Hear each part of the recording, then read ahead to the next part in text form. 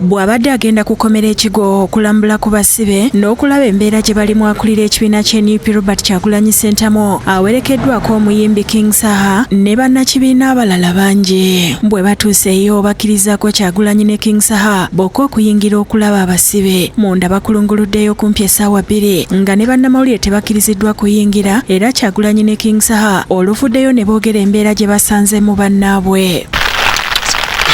Atwaliddwa mu kkooti awo naye tubaddeyo ne tulaba embeera era nze kyensaba abasawo abo beyongere bandekebera ku baana abo bagenda ne babasuulibwa eno nga basambiddwa tebaba ne internal pain so abaana ikompeni gye basinza okwogerako balinamu internal pain mu mugongo. Kyagulanyi agambye nti ensonga ebatutte kwe kulaba ku bantu bano okwogerako gye bali n'okubazaamu amaanyi ng'ensonga zaabwe bwe ziri mu kukolebwako.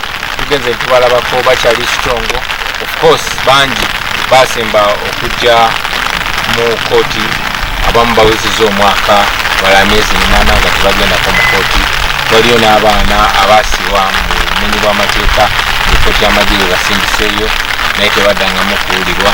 Tubadde tugenze bazaamu maanyi nakubajjukiza nti emisango gyabwe ensonga zaabwe tuziriko. Ayogedde ku mbeera z'obulamu bwabwe nti abamu tebali bulungi naye n'abagumya nti n'obusibe butuuka ne buggwa. Amadou Bala yakwatibwa n'akubibwa n'atulugunyizibwa n'amala n'asibwa omukomera. N'omusango gwe tegunnyonnyola bagamba guli ku 5 GB.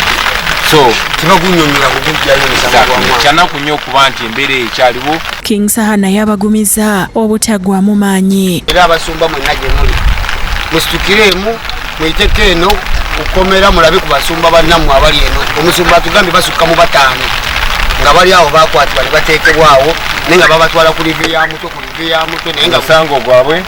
David Tamale yakusakidde eggulire lino ku Rwabukedde TV.